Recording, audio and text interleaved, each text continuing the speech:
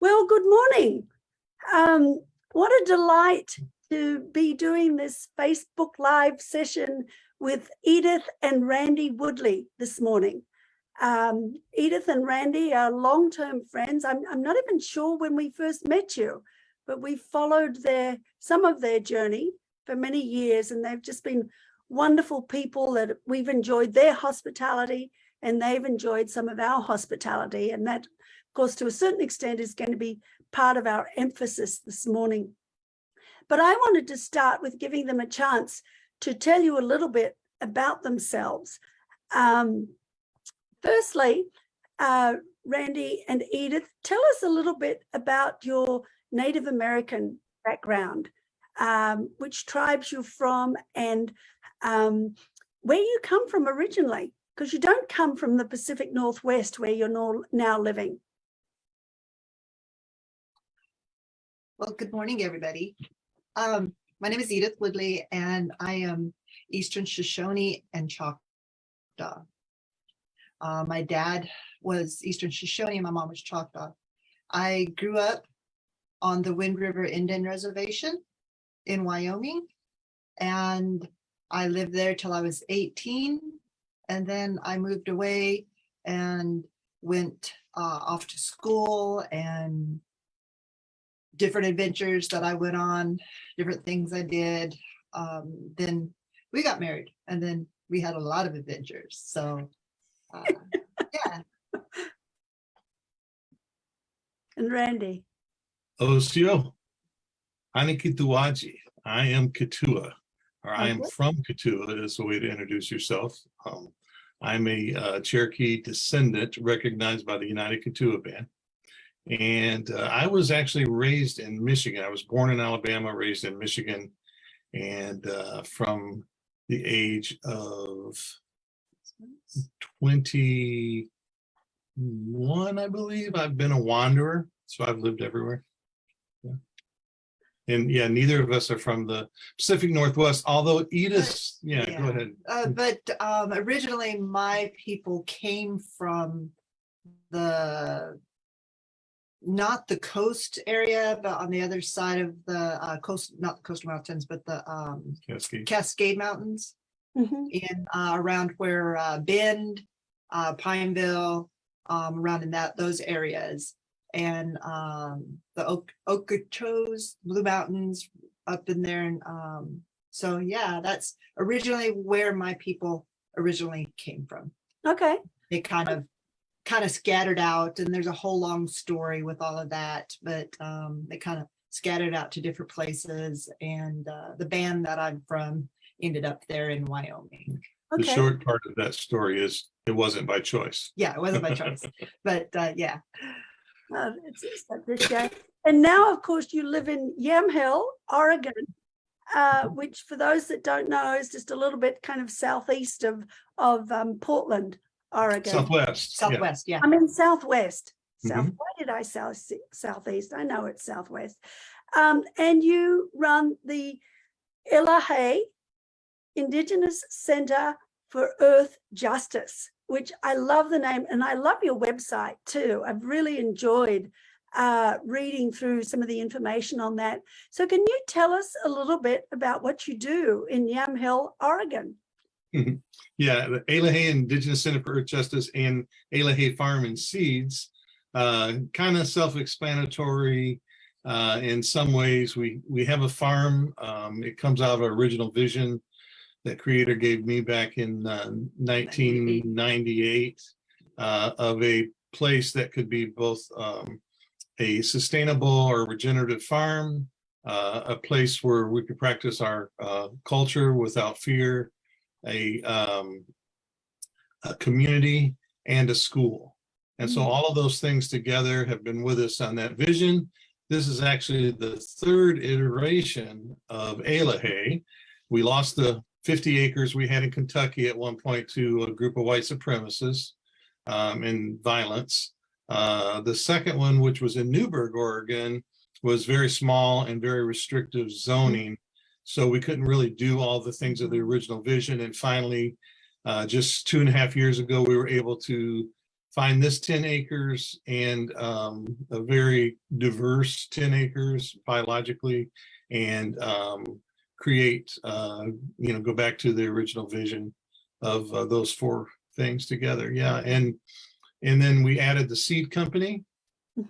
Seeds are very important to us.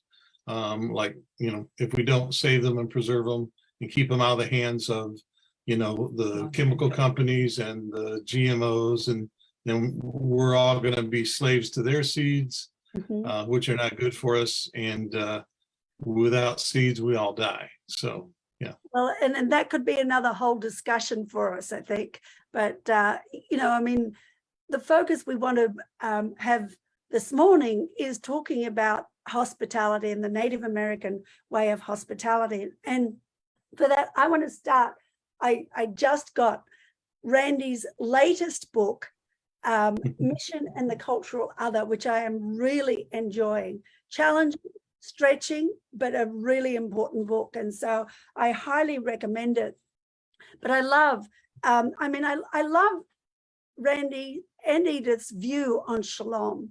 And it brings that together with the understanding of hospitality here. The indigenous value of hospitality was very much in line with the biblical value of shalom. Not only was the ethic of hospitality, generosity, a consistently stated value through the First Testament via what I call the Shalom Sabbath Jubilee principle, it was the cornerstone on which Jesus drew for his life and teachings. I mean, that's such a wonderful statement. And I think it's true, but I'd like you to fill us in a little more on what you mean by that, Randy. The whole concept of hospitality, I know, is so central to Native American life and culture.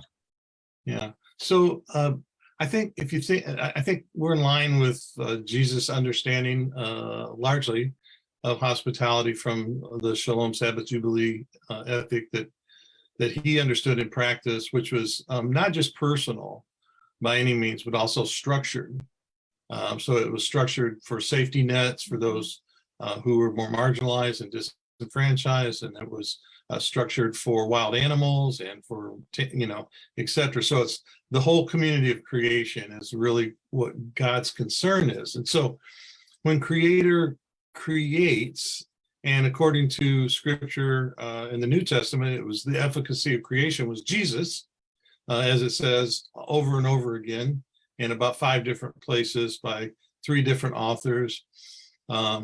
He made everything that was made. Without him, nothing was made that was made. Very emphatic, very mnemonic in how we remember, or how the folks of that era were told to remember these things. And so if Creator is creating a space for humanity, and of course, Acts 17, 26 and 27 says that, from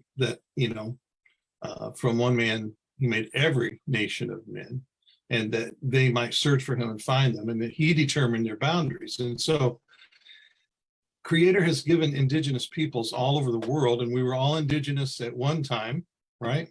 We wouldn't have survived if we didn't know how to make it as a group in a particular place. And so everyone was indigenous at one point and learned how to live with that land that was a gift.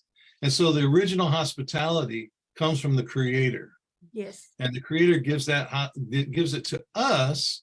Some would say steward. I don't like that word, but I would say as a co-sustainer, as co-sustainers of that particular place. And that means, how do we live with that place? How do we take care of that place? How much to use and how much, to not take, and those sorts of harmony and balance that we have to have in all creation in order to sustain ourselves for generation after generation after generation. And so indigenous people recognize that and understand what that balance is. Now, maybe none of us got it right to begin with, but to survive, we all had to get it right.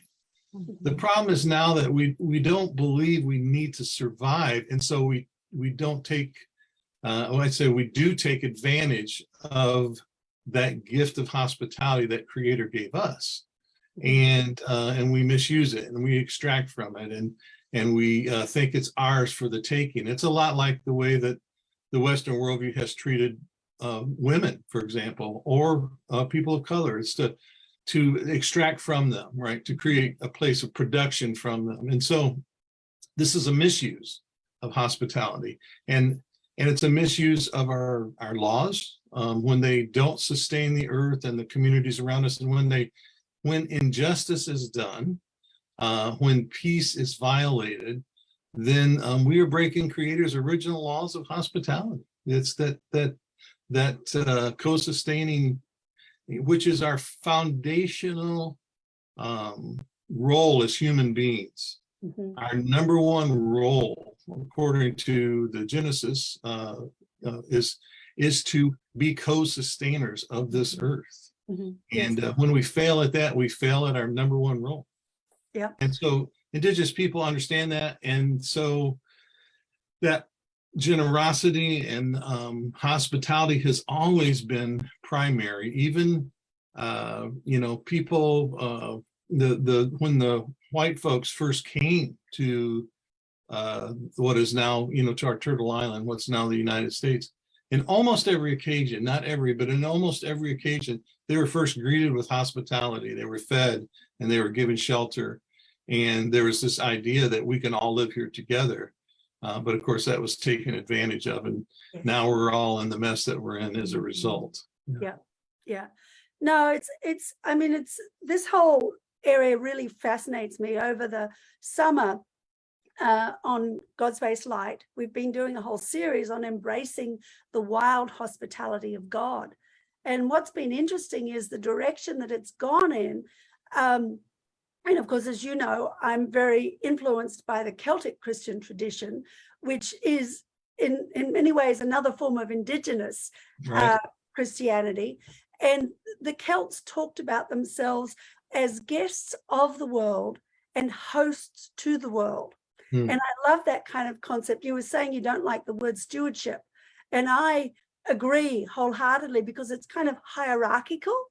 But I love this kind of sense of the fact that sometimes we're guests and sometimes we're hosts. But there is a reciprocity there. It's a mutual kind of coming together and caring for each other that I think is bound up in that whole understanding that's the indigenous understanding that you guys so beautifully both talk about and also present. So I want to ask Edith a little, because you really do share the hospitality. It's funny, one of the things I remember is eating delicious muffins for breakfast at your place. I don't remember what they were quite, but I remember eating them at your place, because you both are just very generous with your hospitality. And so if you don't mind me asking Edith, what does hospitality mean for you in the situation that you're in? Yeah. Hospitality, it was something I learned as a kid. Mm-hmm. Because growing up in a Native family, it seemed like whoever came to the door, my parents just invited in. Mm-hmm. Without a second thought. They just invited them in. And then it was like, my mom put on coffee and offered water. And if they were hungry or whatever, even if I come from a large family. So even if there was just a little bit there, Mm-hmm. my parents would still offer it. Yes. Mm-hmm. And so it was just something I grew up with. Yeah. And elders would come in and they'd sit and talk for hours with my dad. And my mom would be in the kitchen cooking and making coffee and, and just being very hospitable Mm-hmm. to these people, to the people there, to these elders and anybody else that showed up. And my mom was constantly taking in my my siblings' friends. She's constantly having them stay the night, my brother would come up and say, hey, can such and such stay the night because, it's too late for them to go back. And yeah, that's fine, no problem. And then she'd feed everybody, the next morning. And so it was just something that I learned as a kid. And of course, as I grew up, I left and I didn't carry that with me. And I lost a lot of my own identity as a Native person. But after we got married and we started back within a lot of Native people. It's just like clicked again. And it came back. And so it's just something that, we do. It's like you feed them the best of what you have. You give them coffee and water or whatever they need to drink. Offer them a place to stay if they're traveling. Different things like that. It's just something that I grew up with, and I lost it for a bit. But then after we got married and we started doing the stuff that we do, it just kind of came back. And it was just something that a couple of times Randy had to remind me. But, that was okay because I had gotten away from all that. And, but once I started feeling that again, it just came back. And it's just something that comes natural to us now, or to me. And it's so enriching, isn't it? I think being able to offer hospitality to people is an enriching kind of experience. It's enriching and it's tiring. It can be very tiring. I know, because Tom and I kind of, have generally offered hospitality to anybody that comes to the door. And we literally had, strangers come to our door sometimes. We're aware of that same principle, and we've been burned a few times, but it's okay. We've been burned a few times too, but you don't remember those, do you? What's that? You don't remember those so much. You remember the good times. No, not unless we really try. But it doesn't. They don't teach us the lesson that we shouldn't do it anymore. That's ridiculous. We're in our native way. When you offer a meal to someone, you're sustaining their life for another day. So you're actually giving them life, Wow, and I love that. It may not mean as much these days when there's a, fast food restaurant in every block, but in the old days, you literally were sustaining someone's life when if they were traveling through, that was another day that they didn't have to worry about eating. Yeah, that's lovely to think about as another concept of hospitality, is that we are sustaining the life of the people that we share with, That's what I was taught. Yeah. No, that's beautiful. Tell us a little. I know I read, and I haven't read deeply, that you have recently added a range of teas as well as the seeds, that you're now doing teas. Is that right, or have I got that wrong? Well, no, that's a ideal that our summer intern and I came up with. We were here again is about the hospitality thing. We had our first in-person group here with my Badass Indigenous Grandmas group. We met for the first time in person here, and I was thinking, I want to give them something. And our intern, she's like, what can we do? I says, I don't know. I was thinking of some t-shirts, but it was too late to do some t-shirts and stuff like this. But then I think a week before that, someone had given me a little thing of tea. And it was just some simple herbs, lemon balm, mint, and thyme. And I love those flavors together myself. And we grow all. Yeah. And I was like, I go, how about some tea? And she goes, what do you mean tea? And I showed her the little packet that I had gotten. And she goes, oh, Edith, we can do this. We can do it. We have everything. Mhm. And I said, okay, let's do it. So we went out into our garden and onto the property and just collected everything we could get, threw it in the greenhouse, dried it, and then we crunched it all up together, I got some cute little bags and put it in the bags. And then when they came, it was a gift from us Mhm. to them. And a gift from God too, the provision of God. And I love that. Yeah, and so it's just that, so the tea thing is so that came to my mind. And then another good friend of ours, she's on the board, and she helps co-lead the grandma's cohort. And she goes, hey, Edith, have you ever thought about making tea and selling it Mm-hmm. with your seeds? She goes, because this tea that I took home was great. Mm-hmm. It was delicious, very calming, and it just kind of It helps. sounds wonderful to me. I'm always Those are really good flavors together, the lemon balm and mint and thyme. There's something that's very calming, and then plus it's medicinal. It helps fight with different colds and it builds your immunity system and all that kind of stuff. And so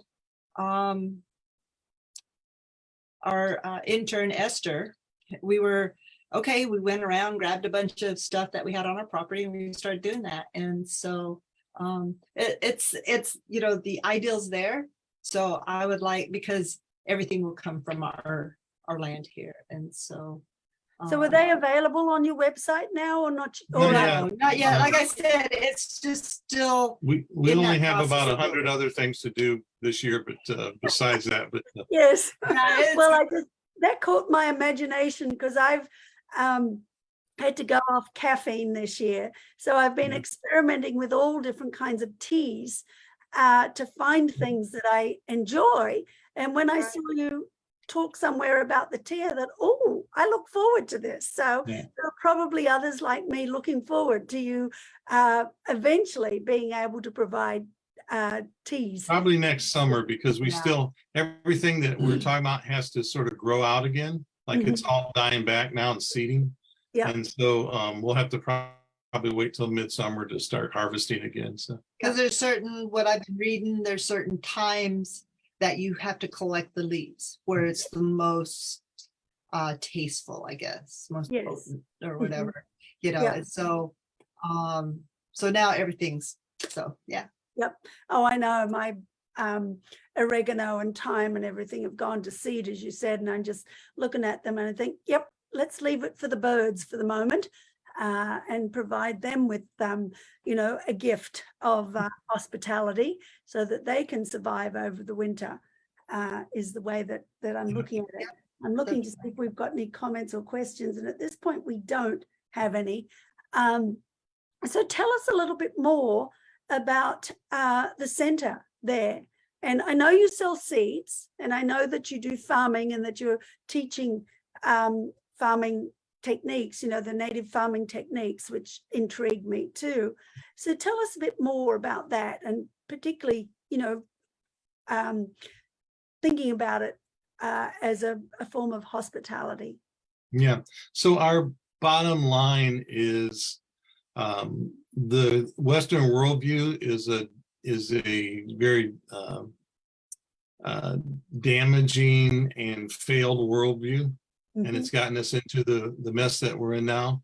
And so everything that we do, from the books I write to our schools, et cetera, are about, and what we do here is to try to convert people from a Western worldview to a more indigenous worldview, one that will sustain our future.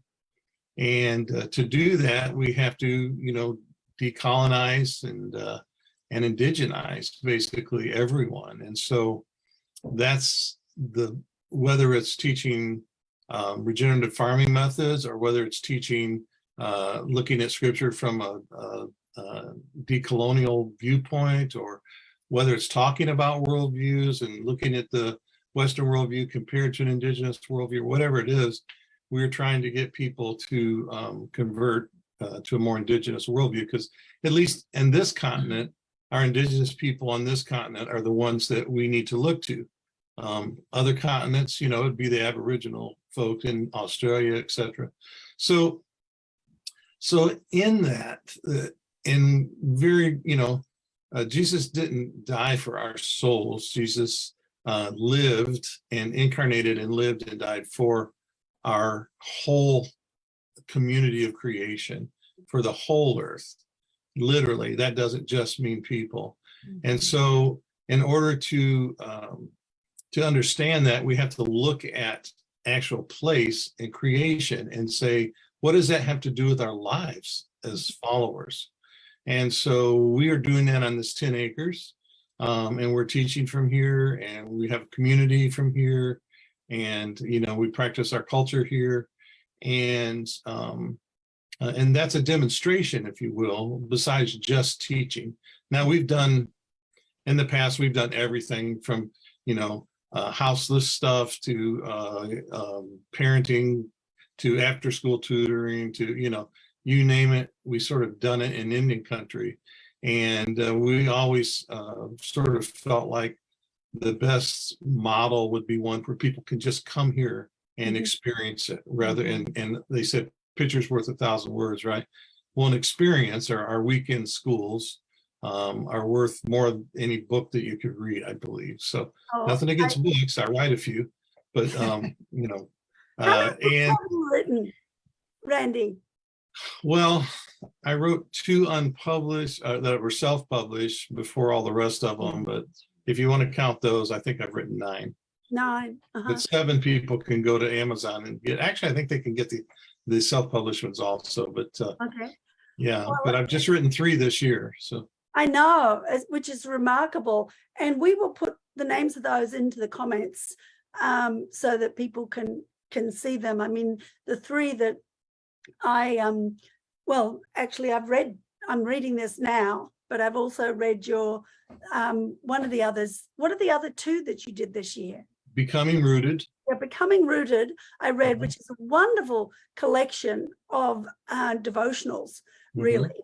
And then Indigenous Theology in the Western Worldview. Oh, that's right. And that one I have not read, actually, but I'm really enjoying this latest one. And then some of the other earlier books that I've loved, Shalom and the Community of Creation. Right. And then the Harmony Tree. If people are looking for gifts for their kids or even for their adults for Christmas, the Harmony Tree is just a wonderful book to look at. I just love the story of it. And it's probably my favorite. Yeah. Is it? Yeah, well, it's I think it's my favorite too, in some ways. And you're writing a sequel to that. Yeah, a sequel, and I've written a sequel and a prequel. And so I'm right now I've got 5. I've tried to get 6 publishers to publish that. It's harder to get your children's books published than nonfiction books, but oh, really? oh yeah, much harder. So I have one. It's in one final publisher, and if they don't pick it up, I'm probably just going to publish it myself on Amazon. And that second book is called The Harmony Tree 2: Spared by Fire, and then the prequel is called The Harmony Tree: Different is Good. That's great. I'm looking forward to those, because the Harmony Tree is just a wonderful story. And then back in the day, I wrote a book with InterVarsity Press called Living in Color, Embracing God's Passion for Ethnic Diversity. And that was sort of the first book that was out of the black-white binary for this discussion, Yeah, because in this country, unfortunately, the black-white axis, for obvious reasons, has become the one that most people are aware of. But the other groups and the Indigenous peoples, don't have the kind of voice so often that they should have in this matter, which, in Australia, because we don't have the black-white axis, the Indigenous people are getting more notice at the moment, even though they're only about, I think, 1%, I could be wrong, 1% of the population. Yeah. And whereas in like the Maori people in New Zealand have long had some recognition because of the fact that they are a larger percentage of the population, which has made it a lot easier for them in some ways. So yeah, it's these are such important. I wish we had more time to talk about these other issues, but you know, today I have wanted to focus on the aspects of hospitality.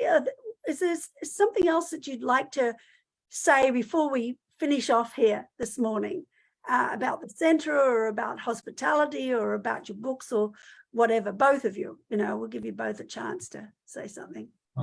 I'll go ahead, and Edith, she has something, she can jump in. Yeah, a couple things. One is, if you want to think of it this way, that Jesus taught that we're not just to love our enemies, but to pray for them. And, you know, I mean, hospitality is so important to the heart of God that you even have to provide it to your enemies. Yes. And, and I think that's the interpretation of Psalm 25. God prepares a table for us in the, you know, in front of our enemies. It's not so that they can drool over it while we're eating. It's so that we can invite them to be a part of it. Exactly. You know? Yeah. And the opposite of love is not hate, because, you know, hate takes a lot of passion to keep up. You know, you have to care about somebody, even though you don't want to admit that you love them. You have to care about them enough to hate them, right? Mm-hmm. But the opposite of love is indifference. Mm-hmm. The opposite of love is superficiality. The opposite of love is inhospitality. And so all of those things are deeply held in Creator's heart, and are expressed, I think, even, you know, to cover the whole gamut when Jesus says, love your enemies, you know. And so that's sort of the hallmark of following Jesus, is that we even have to love our enemies, and not just love them, but to provide hospitality for them, to take care of them, and to make ourselves vulnerable to them, and to be honest with them, and to care for them. So yeah, I guess that's the last thing I'd like to say about hospitality. That's lovely, because I think that when we sit down to table with people, that's when we create bridges, you know, rather than barriers too. And that's exactly one of the reasons it's so important. Edith, would you? Oh, sorry, Randy. Well, I was just going to say, and if you want to win my heart, then offer me some food, you know. Mine too. Edith, yes. Well, just, you know, on the fact of hospitality, it's something that, you know, you're losing something when you're not hospitable to other people. You know, when you just close your doors and you just say, okay, it's just me and my family. Mm-hmm. You know, you lose a lot. You lose a lot of friendships, you know, making those friendships, those connections, and that camaraderie that you could have with other people. Excuse me. So it's like just shutting yourself off and being single to yourself does nobody good. Mm-hmm. It's when you open your doors and you can just show, I mean, you don't even have to say, I love you, or, you know, whatever. It's just like, welcome into my table. Yeah. Mm-hmm. Yeah. You know, even if you don't like the people, like you guys were saying, you know, it's like, just welcome them into your home and let them have a place at the table so that things can be built from there. Yes. And all of this stuff that Randy was saying about love, you know, that just comes out automatically. Mm-hmm. Yeah. And you know, those barriers come down. Yeah, they do. And they do. you find you come to find that you have you find new friends. Yeah, I agree. And then those friends eventually become family. And so yeah, And we're all related. That's what, one of our native sayings is we're all related, right? Well, sometimes we don't like our relatives, but they're still our relatives, right? So, Exactly. Yep. Yep. Yeah, I guess just keep your doors open. For a cup of water, tea, coffee. Anything. Yeah, I agree. And that's a great note to end on. Keep your doors open. Welcome whoever comes to your door, be it friend or stranger. And I think that part of what we lost over the time of COVID was the art of hospitality to a certain extent. And it's very much a time where we need to open our doors and welcome those that come, friend and stranger alike. So thank you so much for Thank this you. time. Thank you. Yeah, I really enjoyed it. And I do hope Tom and I can get down to Yamhill to see you guys in person. Or if you're coming up to Seattle, we do have a hospitality room for you too. So, all right. Thank you. you. okay. Bye. Bye.